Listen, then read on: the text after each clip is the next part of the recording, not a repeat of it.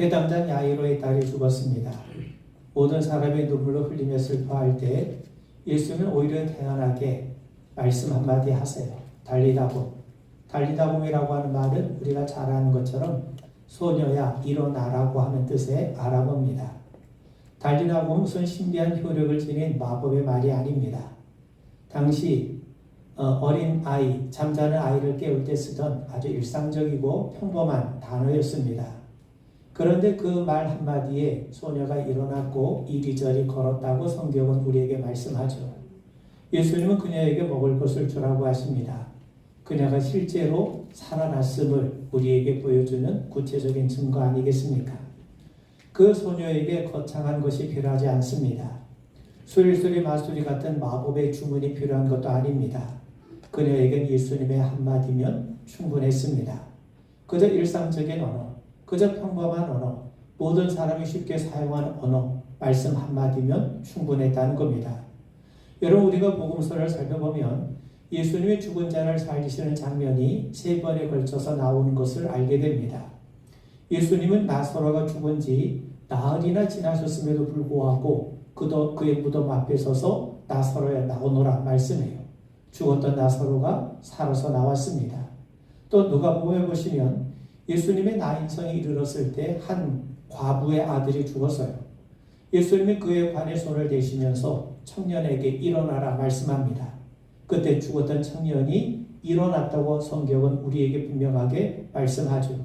여러분, 예수님의 말씀 한마디로 나인성은 그 이름에 걸맞게 그야말로 기쁨을 다시 회복하게 되었던 겁니다. 오늘 본문의 말씀에서도 예수님은 죽은 야이로의 딸, 그 소녀를 살려주시게 됩니다. 여러분, 우리가 복음서를 살펴보면 예수님이 병을 고치시고 악한 귀신을 추방하시고 죽은 자를 살리시는 그런 이야기가 나오고 있는 것을 보게 됩니다. 예수님이 병을 고치셨다는 것은 무슨 의미겠습니까? 예수님만이 죄로 인해서 망가진 우리를 치료하시고 고치시고 회복하신 분이심을 우리에게 말씀합니다. 예수님이 악한 귀신을 추방했다는 말은 예수님만이 악한 세력을 물리치시고 승리하신 분이심을 우리에게 말씀합니다. 또한 예수님이 죽은 자를 살리셨다는 말은 예수님만이 죽음을 이기시고 부활하셨을 뿐만 아니라 우리에게도 부활의 영생을 주실 수 있는 분이심을 우리에게 분명하게 말씀합니다. 이것이 공이 가르치는 것이 무엇이겠습니까? 예수님만이 우리의 그리스도가 되시고 예수님만이 살아계신 하나님의 아들이심을 드러내고 있지 않습니까? 오늘 우리가 본문을 살펴보시면 오늘 본문은 갈릴리 호수 근처 가버나움 동네라고 해서 일어난 한 사건을 우리에게 말해줍니다. 그곳에 회당이 있었는데 그 회당장 야이로의 딸이 병들어 죽어가는 그런 사건을 배경으로 이야기가 전개됩니다. 여러분, 예수님은 인근 거라사 지역에서 귀신 들린 사람을 고치시고 달리 다시 갈릴리로 찾아오셨어요. 그때 가버나움 회당을 맡고 있던 회당장 야이로가 황급히 예수님을 찾아와서 지체 없이 발 아래 엎드려요. 그리고 23절에 보면 그는 예수님 앞에 참 많이 간구하게 됩니다. 아주 절실하게 간구했다는 말이죠. 여러분, 생각해 보세요. 엄밀히 말하면 회당장이 예수님 발 아래 엎드릴 이유가 없어요. 그는 회당장입니다. 그는 바리새인입니다. 그는 예수님에 대한 이리저리 떠도는 소문을 아마 듣고 있었을 겁니다. 특히 당시 바리새인은요, 예수님을 불편하게 여기고 있었어요. 예수님과 서로 대척점에 있었던 사람이 바리새파 사람들입니다. 그런데도 바리새인이었을 뿐만 아니라 회당장이라고 하는 고귀한 신분을 가졌던 사람이 예수님 발 앞에 엎드려요.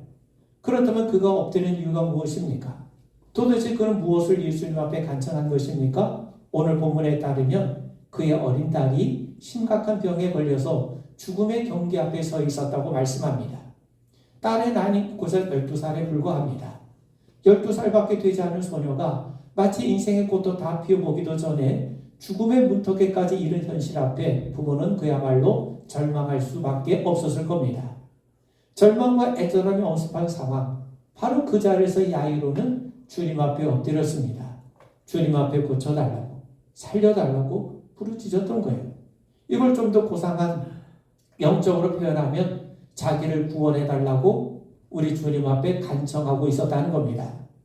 예수님은 즉시 그와 함께 가버나움으로 가십니다. 그런데 도착하기도 전에 야이로의 딸이 죽었다는 소식이 들려와요.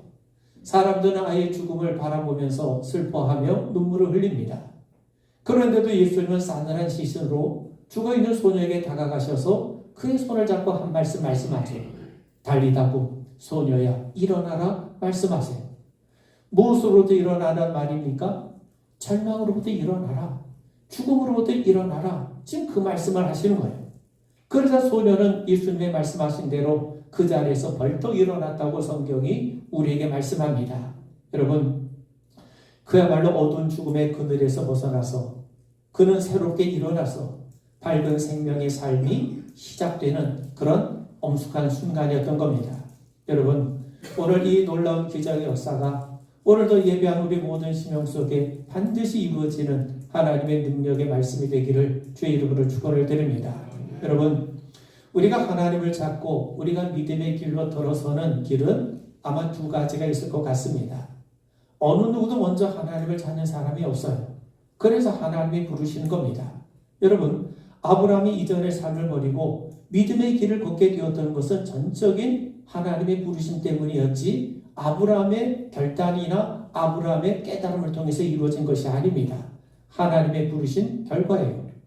여러 선지자들이 예언 사역을 감당한 것 역시 하나님의 부르심 앞에 그들이 겸손하게 순종했기 때문입니다. 여러분, 예수님의 제자들도 마찬가지입니다.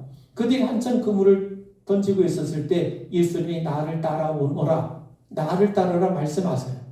그래서 그들은 예수의 부르심에 순종해서 배와 그물을 버려두고 예수님을 따랐던 것 아닙니까? 여러분, 이처럼 우리가 믿음의 길을 걷게 되는 것 역시 하나님께서 우리를 부르신 결과입니다. 하나님은 우리가 믿음으로 사는 걸 원하세요. 우리가 하나님을 알기를 원하시고 하나님과 동행하며 살기를 원하세요.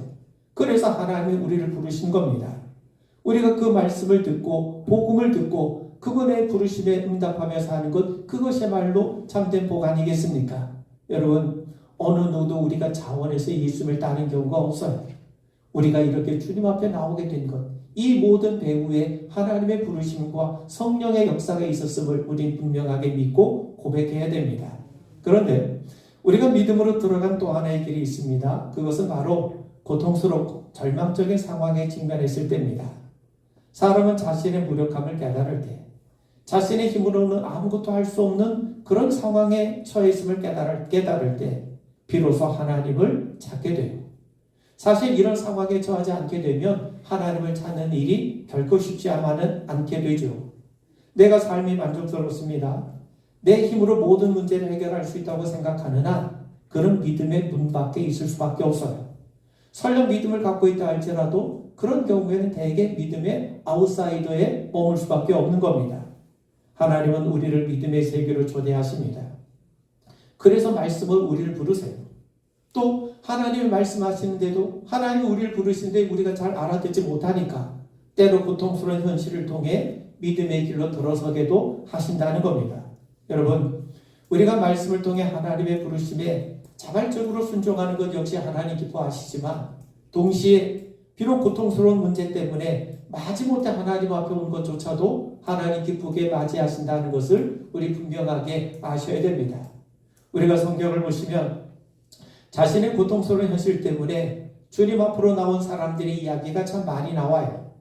예수님이 길을 걷고 계실 때 소경 두 사람이 예수님이 지나가신다는 소식을 듣고 예수님 앞에 와서 소리를 질러요.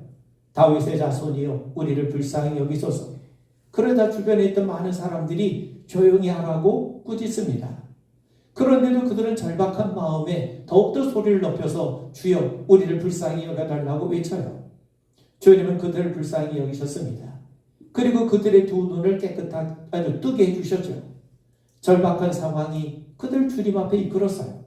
그리고 그 절박한 상황이 우리 주님 앞에 더 크게 불을 지게 만들었고 결국 구원의 은혜까지 누리게 했다는 겁니다.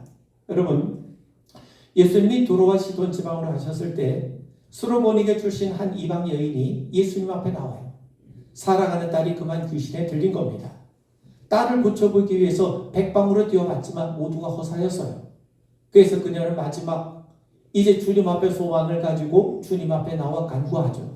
주 다윗의 자손이여 나를 불쌍히 여기소서. 내 딸이 흉악기 귀신 들려나이다. 여러분, 그녀는 이방 여인이었습니다. 그럼에도 예수님을 어떻게 부릅니까? 주 다윗의 자손이요. 예수님이 다윗의 자손으로 오실 메시아임을 그녀는 믿고 주님 앞에 나왔다는 겁니다. 그런데 예수님이 아무 말씀도 하지 않으세요. 오히려 제자들이 주님께 간청을 합니다.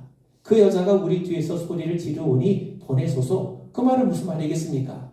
그녀가 귀찮게 소리 지르며 따라오니까 빨리 그녀를 응답해 주셔서 그녀를 빨리 보내는 게 좋겠습니다. 그것 아니겠습니까? 그런데도 예수님이 아무런 반응을 보이지 않으세요. 그런데도 여인은 낙심하지 않고 더 열심히 간구합니다. 그러자 예수님은 가던 길을 멈추시고 대답합니다. 나는 이스라엘 집에 잃어버린 양 외에는 다른 데로 보냄을 받지 아니하였노라. 예수님은 여인의 간구에 무관심한 것을 넘어서서 여인의 요청을 거절하시는 거죠. 나는 이스라엘 사람들을 구원하기 위해서 온 거지 이방 사람들은 나와 아무 상관이 없다. 그렇게 냉정하게 거절한 것 아닙니까? 여러분 생각해 보세요. 예수님께 거부당한 여인의 심정을 이해할 수 있겠습니까? 모든 사람들은 다 인정하세요. 모든 사람들에겐 그렇게 긍휼하셨던 예수님이 어찌 이 여인에 대해서만큼은 그렇게 냉정하게 거절하실 수 있단 말입니까? 그런데 바로 그때 여인이 한 일이 뭡니까? 성경은 여인이 예수님의 앞에 나와서 절을 했다고 말씀해요. 절을 했다는 말은 무슨 말인가요? 최고의 경배를 드렸다는 거예요. 여러분, 사람에게 고부당한 심정 여러분 잘 아시지 않습니까? 그런데 모든 사람은 친절한데 유독 나에 대해서만큼은 냉정하게 쌀쌀하게 거부해요. 얼마나 절망스럽습니까? 그런데도 여인은 포기하지 않고 예수님 앞에 아예 무릎을 꿇어요. 자, 그런데도 예수님은 차마 입에 담기 어려운 말씀을 하시죠. 자네의 떡을 취하여 개들에게 던짐에 마땅하지 아니하니라. 여러분, 이건 단순한 거절을 뛰어넘어서 인간 자체에 대한 모욕입니다. 아마 주님의 입에서 나온 악플 중에 아마 최악의 악플일 겁니다. 그런데도 여인이 어떻게 반응합니까? 주여 올소이다. 그러나 개들도 제 주인의 상에서 떨어진 부스러기를 먹나이다. 여러분, 이 여인은 주님, 저를 개 취급하셔도 좋습니다. 그런데 개도 주인이 먹다 남은 음식 먹지 않습니까? 저에게 단지 부스러기 은혜라도 주십시오. 얼마나 절박했으면 이 여인이 예수님 앞에 이렇게 매달리겠습니까? 그런데 주님께서 크게 기뻐하세요. 여자여, 네 믿음이 크도다. 내 소원대로 되리라. 주님은 그녀의 소원을 들어주십니다. 그 시로 그녀의 딸이 깨끗하게 고침을 받아서요. 여러분, 이 여인은요, 당대의 최고의 문화를 자랑하던 헬라 여인이에요. 유대인보다 훨씬 수준 높은 문화적인 경험을 누리고 있는 그런 여인이었습니다. 그런데 유대 땅의 촌부였던 예수라는 사람의 모욕적인 언사에도 심히 마음이 상했을지도 모릅니다.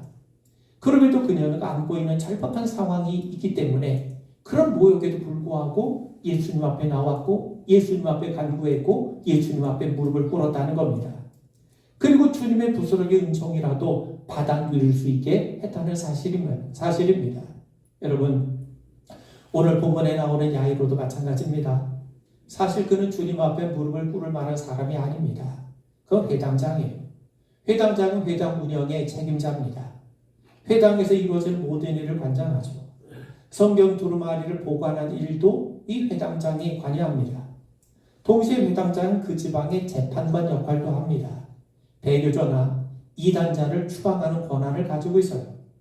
그래서 회당장이쯤 되면 당시 유대사회에서 굉장한 존경을 받을 수 있는 그런 위치에 있는 사람이에요. 그런데 그런 그가 예수님 앞에 자주야 엎드립니다.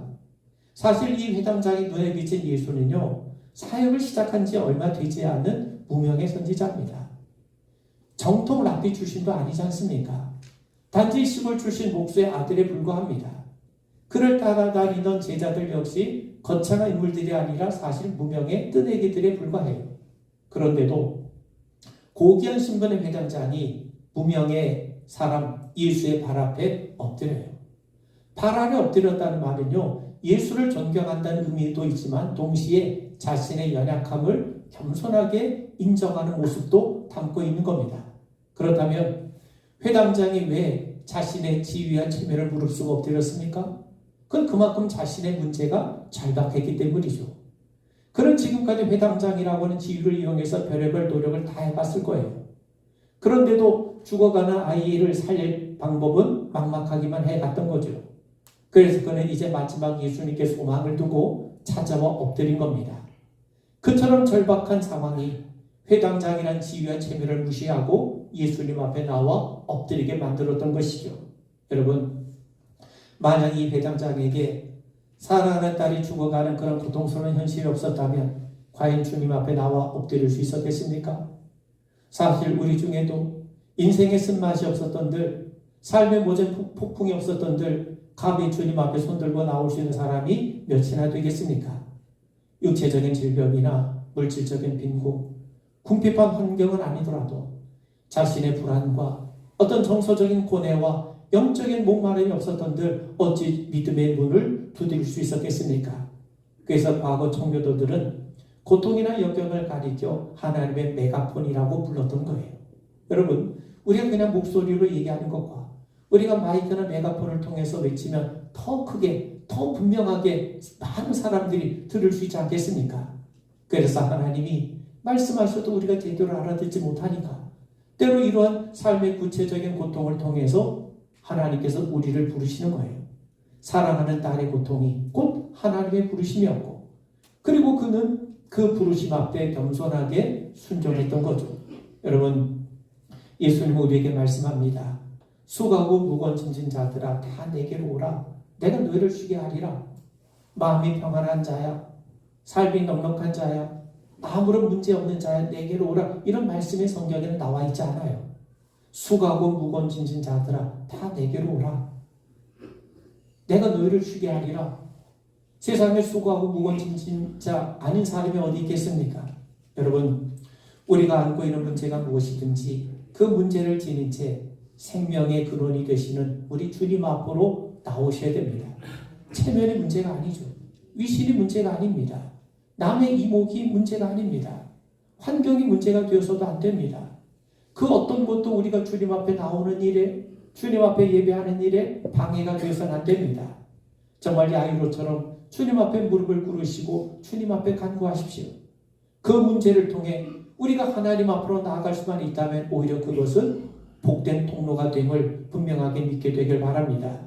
분명히 참된 치유와 참된 회복과 하나님의 은혜의 역사가 임하게 될 줄 분명하게 믿게 되기를 주의 이름으로 축원을 드립니다. 여러분, 치매의 마지막 단계는요, 부부 사이가 갑자기 좋아진다는 것이라는 겁니다. 이유가 뭐냐면 자기 부인이 다른 여자인 줄 알고 좋아한다는 거예요. 여러분, 이 시대의 기독교가 치매를 앓고 있는 것은 아닌지 우리는 다시 한번 생각해 봐야 됩니다. 우리는 하나님의 거룩하심을 잊어버리고 있어요. 그리스도의 사랑을 놓치고 있습니다. 성령의 능력을 외면하고 있어요. 우리는 하나님의 진리의 말씀을 홀대하고 있습니다. 우리는 하루 속에 이 영적인 치매에서 벗어나야 마땅합니다. 다시금 예수 그리스도의 은혜와 그 사랑과 능력을 되찾아야 합니다. 여러분, 우리가 주님 앞에 엎드렸을 때 주님이 우리에게 요구하시는 것은 다른 것이 아니라 믿음이에요. 예수님은 우리의 믿음을 원하세요. 우리가 성경을 읽다 보면 예수님이 병자들을 고치실 때 주로 이런 말씀을 하신 것을 보게 됩니다. 네 믿음이 너를 구원하였느니라. 네 믿음이 크도다. 네 믿음대로 되리라. 또 저희 믿음을 보시고 불쌍히 여기사 고치셨느니라. 또한 백부장의 하인의 병을 고치실 때에도 이스라엘 백성들 중에 이만한 믿음을 내가 보지 못하였노라 주님 말씀하세요. 그러면서 백부장의 믿음을 칭찬하신 것을 보지 않습니까? 여러분, 예수님께서 기뻐하실 때는 항상 그 사람의 믿음을 보시고 예수님이 크게 기뻐하셨어요. 오늘 본문 사이에 12해를 혈루증으로 앓고 있는 여인이 고침받은 이야기가 삽입되어 나옵니다. 이 여인에 대해서도 예수님이 이렇게 말씀하시죠. 34절에 보면 딸아 네 믿음이 너를 구원하였으니 평안히 가라 말씀하세요. 여러분, 그런데 유대 사람들에 대해서는요, 믿음이 없는 세대라고 책망하십니다. 풍랑에 떨고 있는 제자들에게는 믿음이 적은 자여라고 하시면서 그들의 믿음 없음을 안타깝게 여기세요. 고향에서도 그들의 믿음이 없음으로 해서 더 많은 능력, 더 많은 기적을 행하지 않으셨다고 성경은 우리에게 말씀하죠. 그런 의미에서 여러분, 주님이 우리에게 원하시는 것은 바로 우리의 믿음이에요. 그렇다면 우리는 과연 주님 보시기에 어떤 믿음을 소유하고 있습니까? 내 믿음이 크다. 내 믿음이 너를 구원하였다. 여러분, 우리는 그런 소리를 들을만합니까? 아니면 믿음이 적은 자여라는 소리를 듣고 있는 겁니까? 여러분, 이제 예수님은 야이로의 간청대로 그의 집을 향해 가세요. 야이로는 희망을 갖고 급히 서둘렀을 겁니다. 한시가 급하죠. 딸의 문제는 촌각을 다투는 문제인데 한시 앞에 딸이 고쳐지길 아마 그는 원했을 겁니다. 그래서 급히 서둘렀을 겁니다. 근데 전혀 예기치 않은 사건이 발생했어요. 집을 향해 가는 도중에 12회를 혈루증으로 앓고 있던 여인이 고침받는 사건이 발생한 겁니다. 그녀 입장에서의 병에 고침받았으니 은총의 순간이었겠지만 야이로의 입장에서 보면 도무지 용납이 되지 않습니다. 왜냐하면 그 여인과 지체하는 순간만큼 그만큼 집에 도착하는 시간이 늦어지기 때문이죠. 지금 딸의 목숨은 경각에 달려 있어요. 1분 1초 아쉽습니다. 도착이 늦어져서 행여라도 딸이 죽으면 어떻게 됩니까? 사정이 그런데도 예수님은 그의 그런 급한 마음을 헤아리지 않으시고 지금 혈루증을 앓고 있었던 여인과 한가하게 대화를 나누시고 그녀를 마주하고 계세요. 그렇다면 왜 예수님은 한가히 뜸을 들이시면서 여인과 시간을 마주하고 있는 것입니까? 두 가지 중요한 이유가 있습니다. 여러분, 예수님은 이 사건을 통해 야이로의 관심이 예수님께로 향하기를 원하고 계세요. 여러분, 기적 자체보다 더 중요한 것은 그 기적을 이루신 하나님께로 우리의 관심이 모아지는 겁니다. 우리가 기적을 체험하는 것보다 더 중요한 것은요, 우리가 하나님을 온전히 알아가는 거예요. 그것이 더 중요하고 그것이 더 우선적인 것임을 예수님은 이 사건을 통해 말씀하고 계시는 겁니다. 여러분, 생각해 보세요. 지금 회당장이 예수님 앞에 나온 거는요, 주님을 온전히 알아가기 위해서라기보다는 지푸라기라도 잡는 심정에서 나온 것 아닙니까? 그런 그의 마음에 주님이 시간을 지체하면서까지 심어주길 원하신 것이 바로 이겁니다. 주님이 함께 하시면 되는구나. 그분만이 나의 구세주가 되시는구나. 그분이 하나님이신 거구나. 내가 그분 앞에 엎드리는 것이 정말 마땅한 거구나. 예수님은 지금 야이로의 마음에 주님이 어떤 분이신가에 대한 분명한 관심, 분명한 믿음을 심어주길 원하신 겁니다. 지금까지 야이로가 체면을 무릅쓰고 주님 앞에 엎드리는 것은 사실 자신의 절박한 문제 때문이죠. 그런데 예수님이 원하시는 것은 문제 자체가 해결되는 것보다 야이로가 진정으로 주님을 알게 되고 주님을 만나게 되고 주님을 경배하는 거예요. 지금 당장 내 문제가 해결되는 것보다 주님을 알게 되는 것, 주님을 경배하게 되는 것, 주님과 바른 믿음의 관계를 갖게 되는 것, 이것이 더 중요한 일임을 지금 이 작은 사건을 통해 예수님이 말씀하고 가르쳐주고 계신 겁니다. 또 한 가지는요, 예수님은 야이로에게 믿음을 갖게 하세요. 여러분, 지금 내 문제가 급하죠. 그런데 주님은 뜸을 들이시면서까지 혈루증을 앓고 있었던 여인과 교제를 나누고 계십니다. 예수님은 그녀를 고쳐주신 장면을 통해 야이로의 마음속에 예수에 대한 믿음을 분명하게 구체적으로 심어주고 계시는 겁니다. 야, 저분이 진정 하나님이시구나. 저분의 옷깃만 돼도 병이 고쳐지는구나. 그러니 저분이야말로 내 딸을 능히 고쳐주실 수 있는 분이구나. 내가 저분에게 엎드리는 것은 자존심 구겨진 일이 아니라 정말 마땅한 일이구나. 내 문제가 해결되는 것보다 저분이 경배받는 것이 더 마땅하고 우선적인 일이구나. 여러분, 지금 갈 길이 바빠요. 그런데도 주님은 뜸을 들이고 계세요. 성미가 급한 사람은 여기서 포기하고 돌아갈 겁니다. 그런데 주님은 바로 이런 상황을 통해서 그에게 지금 믿음을 심어주고 계시는 겁니다. 지금 당장 내 문제가 해결되지 않더라도 포기하지 않고 기다릴 수 있느냐? 상황이 최악으로 닥치지 않는 그런 가운데에서도 여전히 나를 신뢰할 수 있느냐? 야이로는 예수님을 한 위대한 의사로 모시려고 했지만 예수님은 야이로가 자신을 구세주로 부활의 주님으로 믿고 고백하기를 원하신 겁니다. 단순히 우리 병을 고치시고 우리 문제를 해결하시는 그 정도가 아니라 죽음을 생명으로 바꾸시는 분, 참 생명을 주시는 우리 진정한 그리스도가 되시고 주님이 되시고 하나님 되심을 고백하고 경배하기를 원하신 거예요. 그런 의미에서 여러분, 예수님이 요구하신 것은 다른 것이 아닙니다. 어떤 경우에서도 예수님을 인정하고 신뢰하라는 거예요. 그것이 참된 믿음임을 우리에게 깨우쳐 주고 계신 겁니다.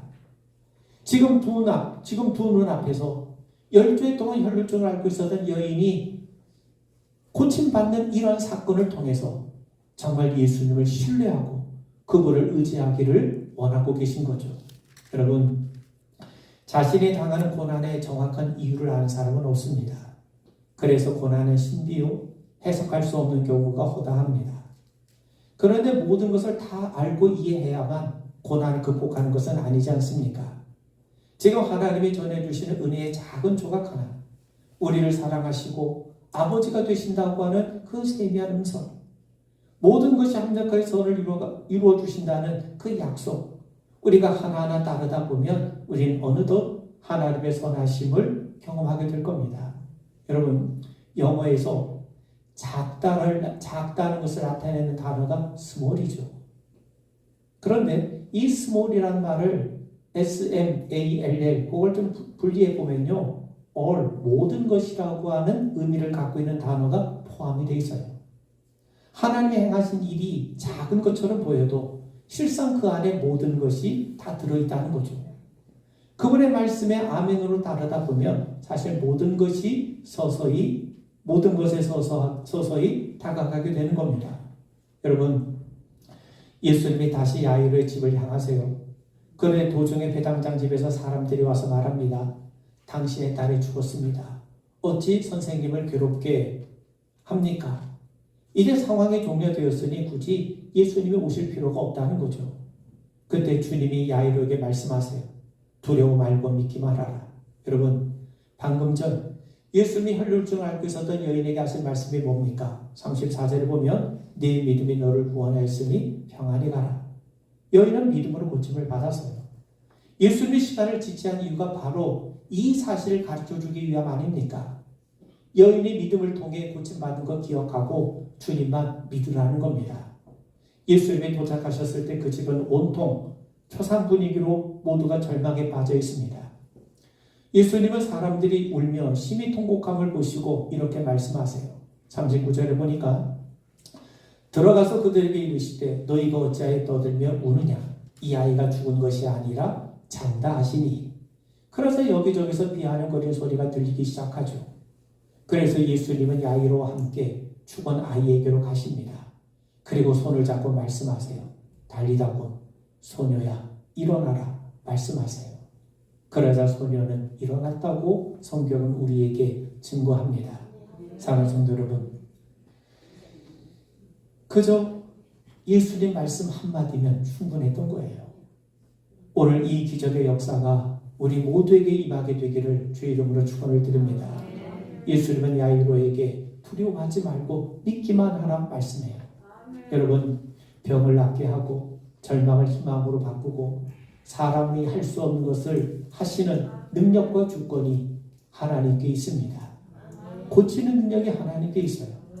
그리고 믿음은 하나님의 능력이 내게 임하는 통로가 돼요. 하나님은 믿음을 도구 삼아 일하십니다. 믿음을 통로 삼아 당신의 은혜와 능력을 우리에게 부어주세요. 그런 의미에서 믿음은 하나님과 우리 사이를 이어주는 파이프와 같습니다. 우리는 믿음을 통해 은혜의 세계에 접근하게 되죠. 믿음은 내 뜻을 관찰하는 것이 아닙니다. 하나님의 긍휼과 주권을 받는 거예요. 그러므로 우리에게는 예수님 말씀 한마디면 충분합니다. 풍랑을 만난 제자들, 잠잠하는 예수님 말씀 한마디로 그들 무사히 호수를 건너지 않았습니까? 주님 말씀해요. 할 수 있거든이 무슨 말이냐? 믿는 자에게 능치 못할 일이 없느니라. 예수님 베드로에게 가서 깊은 데에 가서 그물을 던지라고 말씀해요. 베드로가 믿음으로 응답하죠. 주여 말씀하시오니 내가 그물을 던지리이다.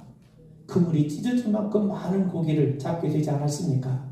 여러분, 주님이 말씀하시면 됩니다. 주님이 달리다고 하시면 우리는 일어나는 거예요. 주님이 두려워하지 말고 믿기만 하라 말씀이에요. 믿음을 가진 자만이 달리다고 하시는 우리 주님의 음성을 제대로 듣게 될 겁니다. 여러분, 예수님은 말씀 한마디에 죽었던 소녀가 살아나는 축복을 미리 예비해 놓으시고 야이로의 믿음을 더욱더 굳게 다져주셨던 겁니다. 오늘 우리에게도 이 믿음이 채워지길 바랍니다. 그래서 주님이 달리다고 하시는 음성을 듣고 주저앉은 자리에서 힘있게 일어설 수 있는 그런 은혜의 역사가 우리 가운데 임하게 되기를 주의 이름으로 축원을 드립니다. 우리 기도하겠습니다. 주의 음성이 오늘도 우리에게 들려지게 하시옵고 주님 말씀대로 행하신 것을 믿고 고백하오니 오늘도 우리 모두가 일어서는 역사가 우리 모든 성도들 가운데 이루어지게 하여 주시옵소서. 예수님 이름 받들어 간절히 기도하옵나이다. 아멘.